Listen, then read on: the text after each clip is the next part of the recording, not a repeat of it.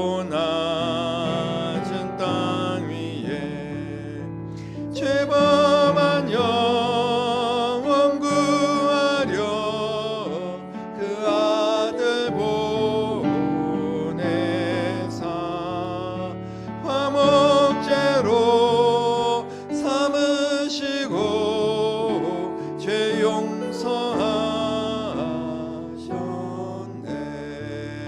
하나님 그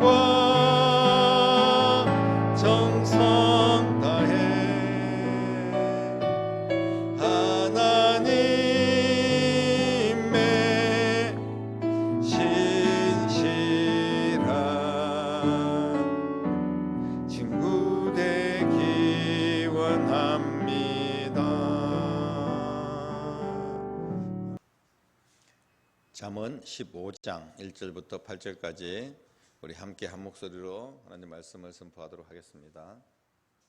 유순한 대답은 분노를 쉬게 하여도 과격한 말은 노를 격동하느니라.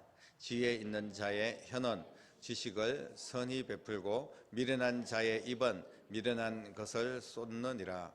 여호와의 눈은 어디서든지 악인과 선인을 감찰하시느니라. 온순한 혀는 곧 생명나무이지만 패역한 혀는 마음을 상하게 하느니라. 아비의 훈계를 업신여기는 자는 미련한 자요 경계를 받는 자는 슬기를 얻을 자니라. 의인의 집에는 많은 보물이 있어도 악인의 소득은 고통이 되느니라. 지혜로운 자의 입술은 지식을 전파하여도 미련한 자의 마음은 정함이 없느니라. 악인의 제사는 여호와께서 미워하셔도 정직한 자의 기도는 그가 기뻐하시느니라. 아멘. 보물을 찾는 사람들의 이야기나 또 동화나 영화나 이런 것들이 많이 있습니다. 그런데 그게 무슨 동화책이나 영화에만 있는 것이 아니라 사람들마다 귀중히 여기는 보물이 있고 그 보물을 찾아서 또 헤매기도 합니다. 로또에 당첨되기 위해서 애를 쓰는 사람들도 있고 또 내가 가지고 있는 내 안에 소중한 가치, 여러분들은 어떤 보물을 가지고 있습니까? 물건이 될 수도 있고 또 그 사람의 직업이라든지 또 그가 추구하는 그런 꿈 같은 것도 보물이 될 수 있겠죠. 아니면 어떤 특별한 사람, 내 가족들, 자녀들, 또 교회 안에 어떤 성도들 이런 보물이 될 수도 있을 거예요. 우리 나라에도 이 사람이 보물이다.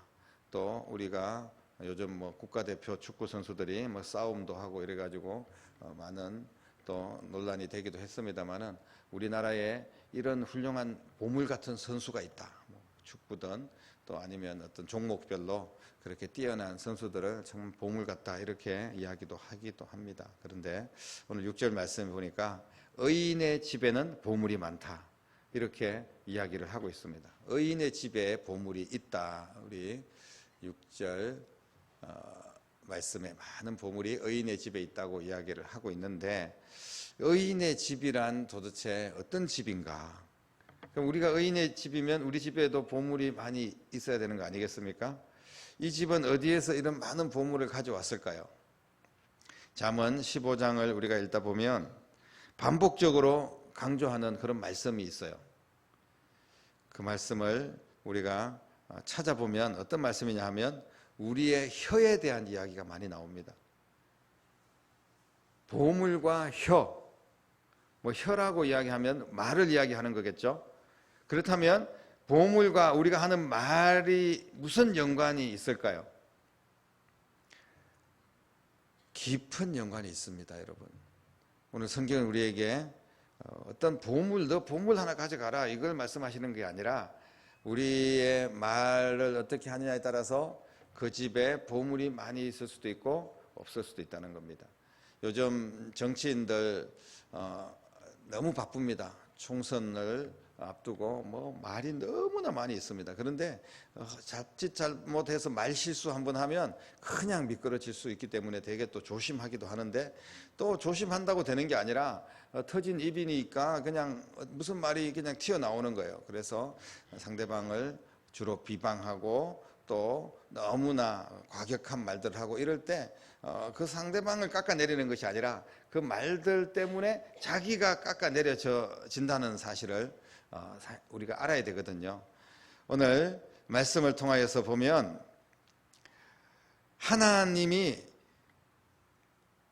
보물을 많이 주는 그런 집들은 어떤 집이냐 하면 바로 의인의 집인데 이 의인의 집은 하나님이 기뻐하는 말, 언어 생활이 잘 이루어지는 집을 말하려고 하는 것입니다.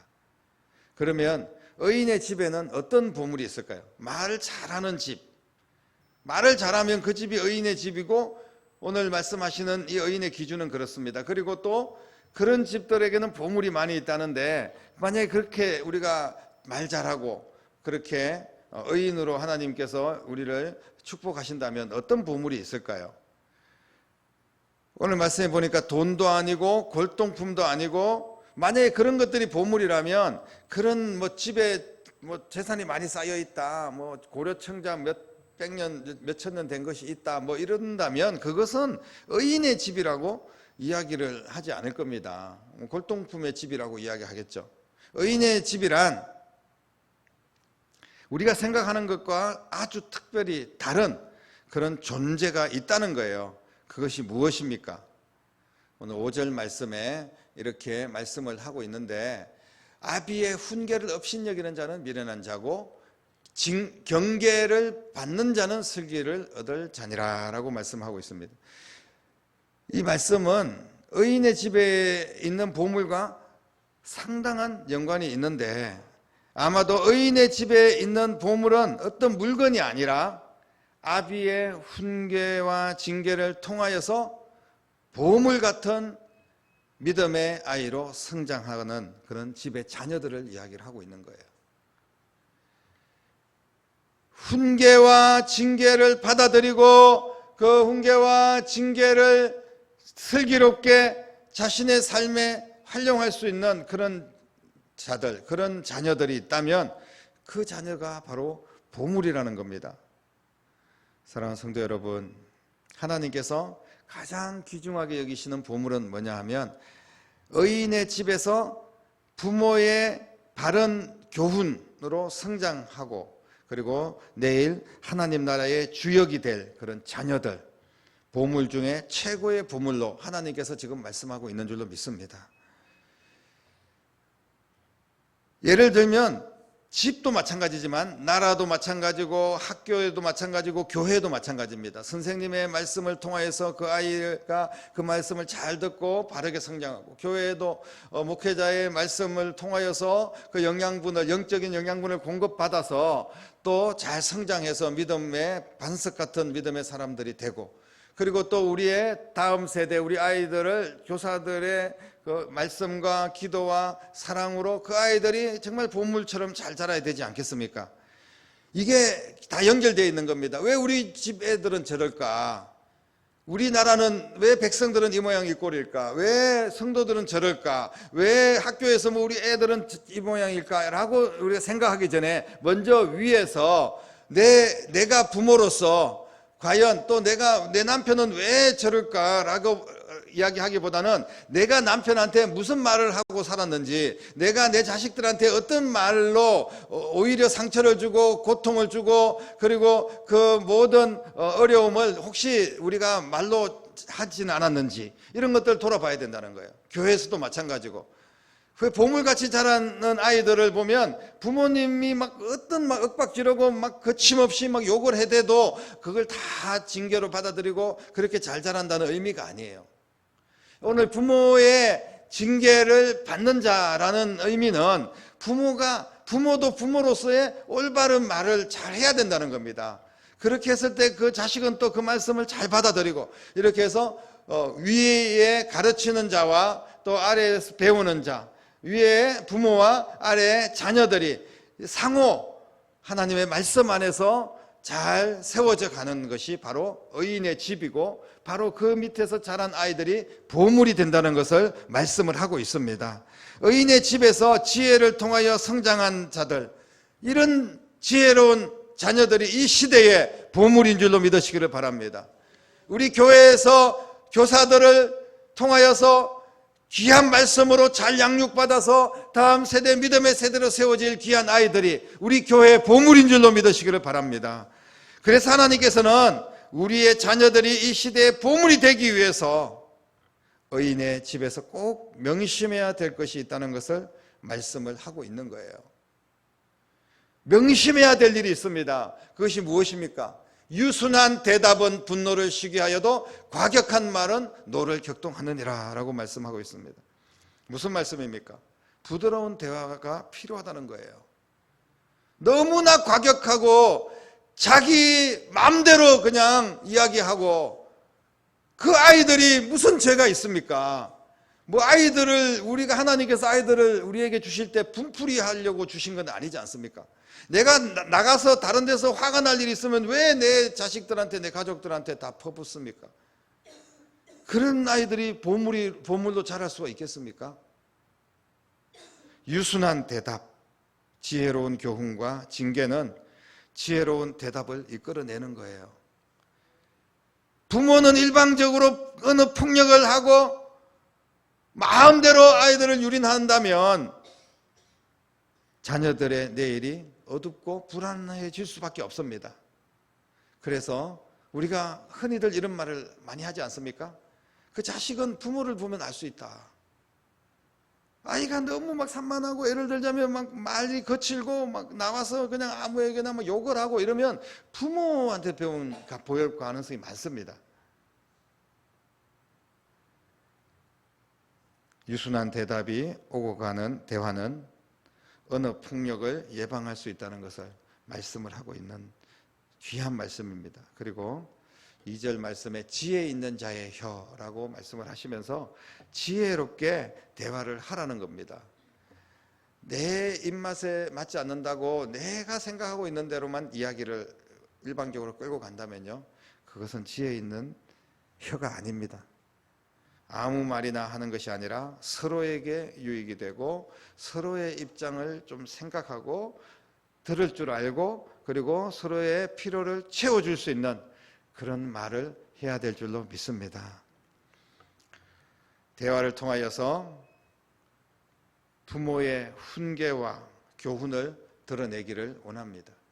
그래서 온순한 혀는 생명나무다 라고 이야기를 하고 5절에도 아비의 훈계를 이야기를 하면서 그 징계를 받는 자가 지혜로운 자라고 말씀을 하고 있는데, 온순한 혀, 부모의 훈계와 징계가 대화를 통해서 잘 실천될 수 있도록 이끌어 가야 될 줄로 믿습니다. 우리가 그래서 말 한마디를 하더라도 기도하고 생각하면서 말을 해야 될 줄로 믿습니다.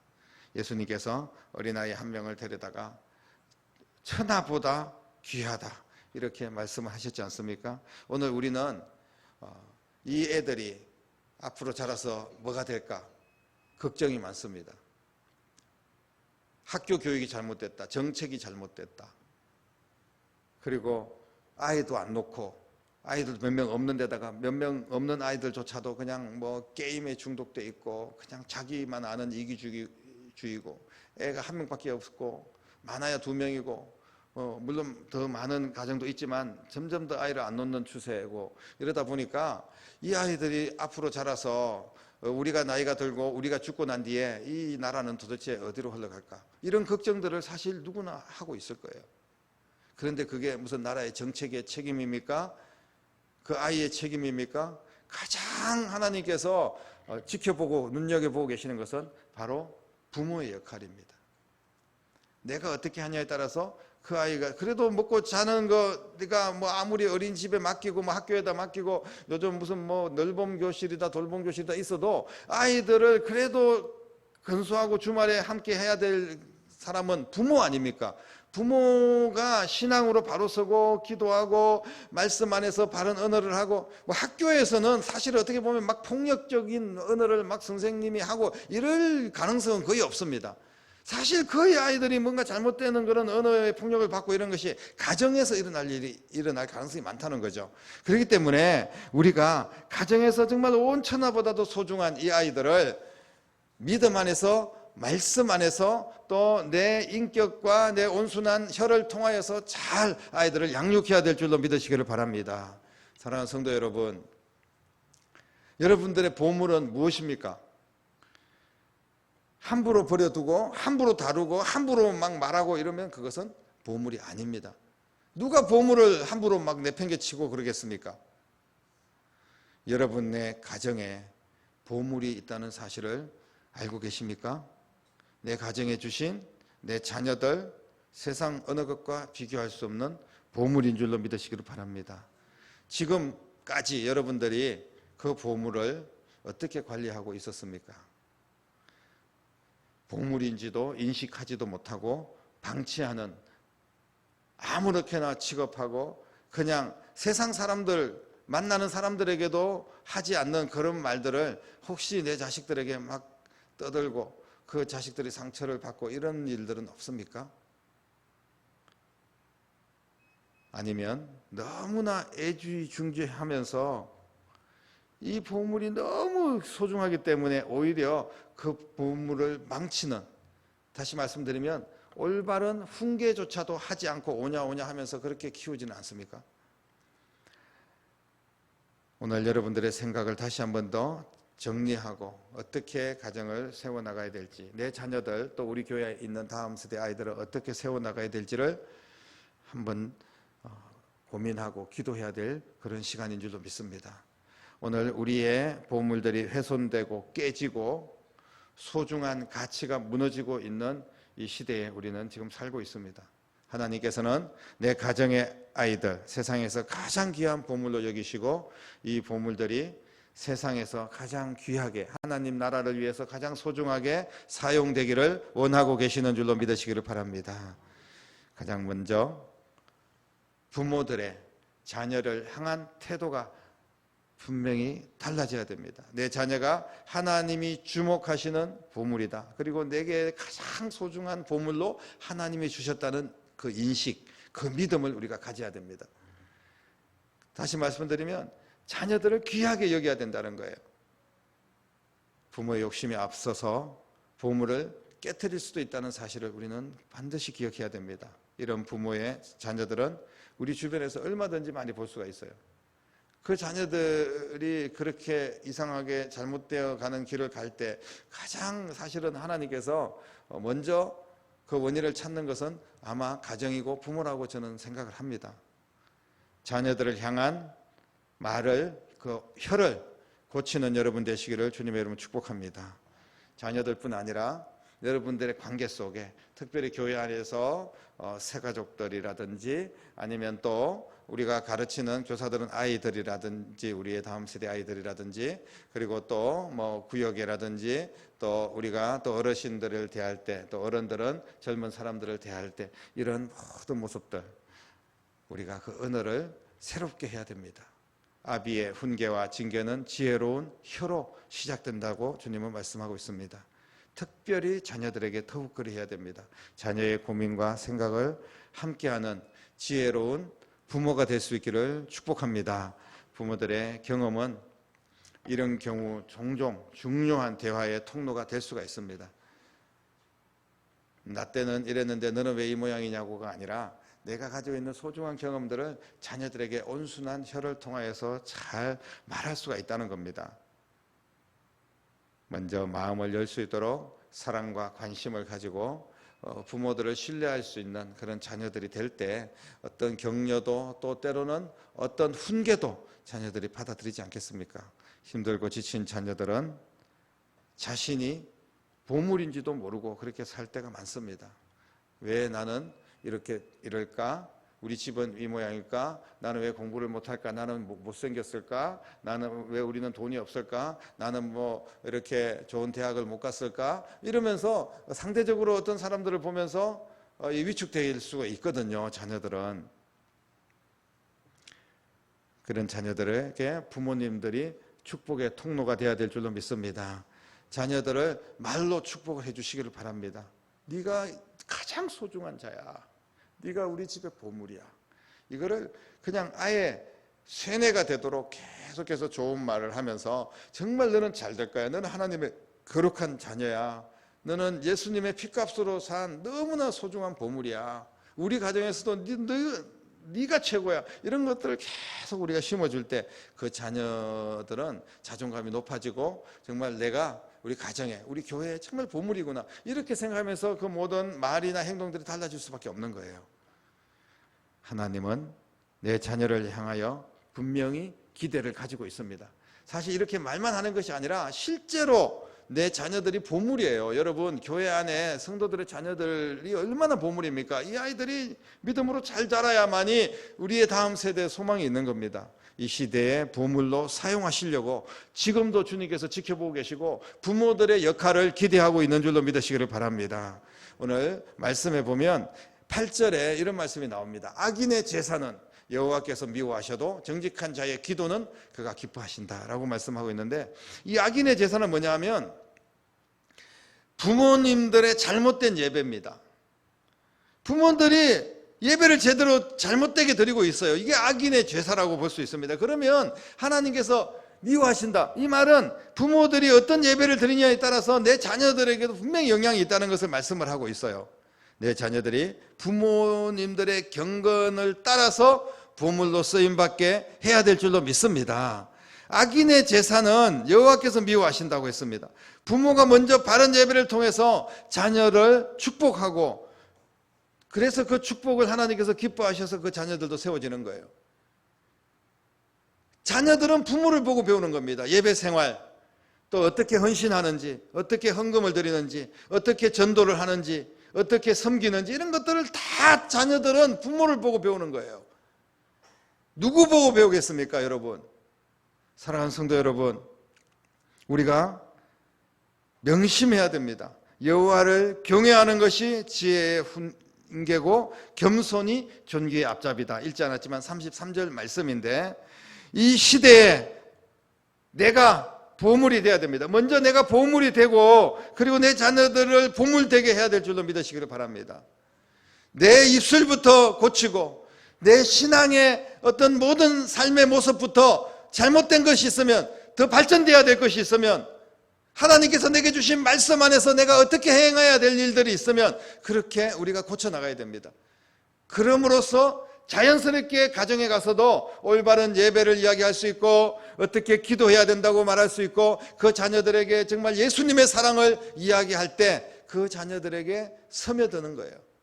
사랑하는 성도 여러분, 부모의 축복 속에 바른 믿음을 가진, 바른 예배를 드리는 그런 부모 속에서 자란 보물들, 우리가 오늘 8절까지만 읽었지만 밑으로 내려가 보면 축복에 대한 말씀들이 계속 나옵니다. 13절에 영과 육이 강건하게 된다는 거예요. 17절에도 보면 자녀들이 화목하고 가정이 행복하게 될 거라고 분명히 말씀을 하고 있습니다. 그리고 그 자녀들은 결국은 자기들이 보물인 것은 결국은 누구의 기쁨이겠습니까? 내 자녀들이 보물로 잘 세워지는 것은 바로 부모의 기쁨이 아니겠습니까? 그것이 바로 하나님의 기쁨이 되는 겁니다. 이게 다 연결이 되어서 효과가 나타나는 거예요. 그러니까 오늘 말씀을 통하여서 나부터 하나님, 내 혀를 재갈 물리게 하시고, 하나님 말씀 안에서, 예수님의 사랑 안에서 온순한 혀가 되게 하여 주옵소서. 사랑으로 그 자녀들을 잘 양육하고 훈계하게 하시고, 내가 먼저 모범을 보이는 귀한 예배자가 되게 하여 주시옵소서. 우리가 하나님 앞에 그렇게 기도하고 응답받고 건강한 가정을 세우고 보물 같은 소중한 우리 아이들을 더욱더 존귀하게 세워나가는 저와 여러분들이 다 될 수 있기를 주님의 이름으로 간절히 축원합니다. 기도하겠습니다. 살아계신 아버지 하나님, 은혜와 사랑을 감사를 드립니다.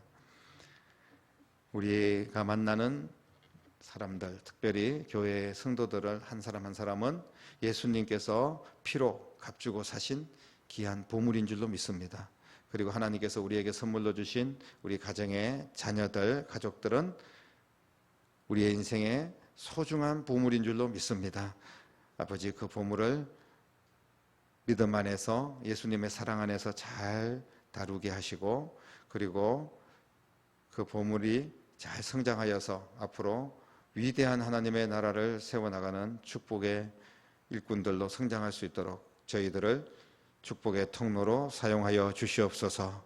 크신 은혜로 함께 하실 줄 믿습니다. 살아계신 예수님 이름으로 간절하게 기도드립니다. 아멘.